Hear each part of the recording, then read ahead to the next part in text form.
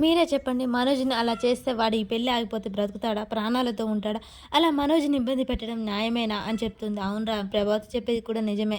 అలా పెళ్లి కార్డ్ చించడం తప్పే కదా! అయినా మనోజ్‌కి, బాలుకి ఏం కోపం లేదు లేరా అని చెప్తుండగానే పెద్దమ్మా, పెద్దమ్మా అని పిలుస్తుంటారు. ఏంటి సీను ఇలా వచ్చావు? ఏమైంది? అది చెప్పు సీను.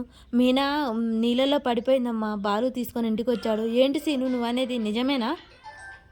ఏంటి సీను చెప్పేది నిజమేనా? అదిగో అమ్మ బయటనే ఉన్నారు అని చెప్పగానే కంగారు పడుతూ వెళ్తారు. మీనా వణుకుతూ ఇంటికొస్తూ ఉంటుంది. అలా బయట చూడు అమ్మ మీనా ఏమైందమ్మా? ఏమైంది? అనగానే కాలు జారి నీళ్ళలో పడిపోయింది బామ్మ అని చెప్పగానే, అమ్మ మీనా ఎంత ప్రమాదం తప్పిపోయింది అని చెప్పేసి శీల ఏడుస్తూ ఉంటుంది.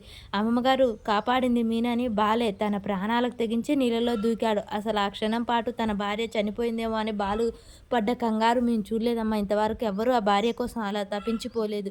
కానీ బాలు ప్రాణాలను కూడా లెక్క చేయకుండా మీనాని కాపాడుకున్నాడు అని చెప్పి వాళ్ళందరూ అంటూ ఉంటే మీనా చాలా సంతోషపడుతూ ఉంటుంది ఆ మాటలు విని. సరే సరే పదండి లోనికి అని చెప్పేసి ప్రభావతి లోనికి తీసుకెళ్తూ ఉంటుంది. అమ్మ మీనా తడి బట్టలతో ఎక్కువసేపు ఉంటే జలుబు చేస్తుంది. పద లోనికి అని చెప్పేసి ప్రేమగా ప్రభావతి అయితే ఇంట్లోకి తీసుకెళ్తూ ఉంటుంది. అలా అందరూ ఇంట్లోకి వెళ్ళగానే ఇక మీనాకి చీర మార్చి జుట్టు ఆరబెడుతూ ఉంటుంది ప్రభావతి. ఎంతో ప్రేమని నటిస్తూ ఉంటుంది ప్రభావతి. ఇక వదిన ఈ వేడి నీళ్ళు తాగు అని చెప్పేసి తీసుకొస్తుంటుంది. అలా వేడి నీళ్ళు తాగగానే అమ్మ శృతి ఇంట్లోకి వెళ్ళి బ్యాగులో టాబ్లెట్లు ఉన్నాయి తీసుకురా అని చెప్పేసి అనగానే తెచ్చిస్తుంది. అలా అమ్మ చూడు నీకు కొంచెం జ్వరంగా ఉంది, భయంతో ఉన్నట్టుంది. కానీ ఈ టాబ్లెట్లు వేసుకో. ఈ టాబ్లెట్లు వేసుకుంటే నీకు తగ్గిపోతుంది. నువ్వు ఫస్ట్ ఆ భయంలో నుంచి రా. నువ్వు ఏమి కాలేదు కదా! అని చెప్పేసి అనగానే, "ఆ! సరే అత్తయ్య" అంటుంటుంది. అలా టాబ్లెట్లు తెచ్చి ఇవ్వగానే మీనా వేసుకుంటుంది. "చూడమ్మా మీనా నువ్వు భయపడకు. తెల్లారేసరికి అంతా నార్మల్ అవుతుంది. నువ్వు మంచిగా ఉంటావు.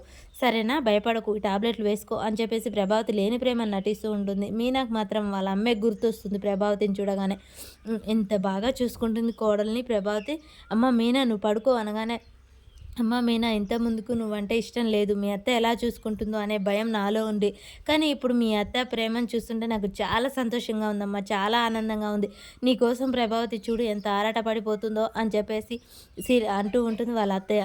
ఆ! అత్తయ్య మనందరం పదండి. మీనా రెస్ట్ తీసుకుంటుంది అని చెప్పగానే, అమ్మ మీనా పడుకో అని చెప్పేసి ప్రభావతి పడుకోబెట్టి దుప్పటి కప్పుతూ ఉంటుంది.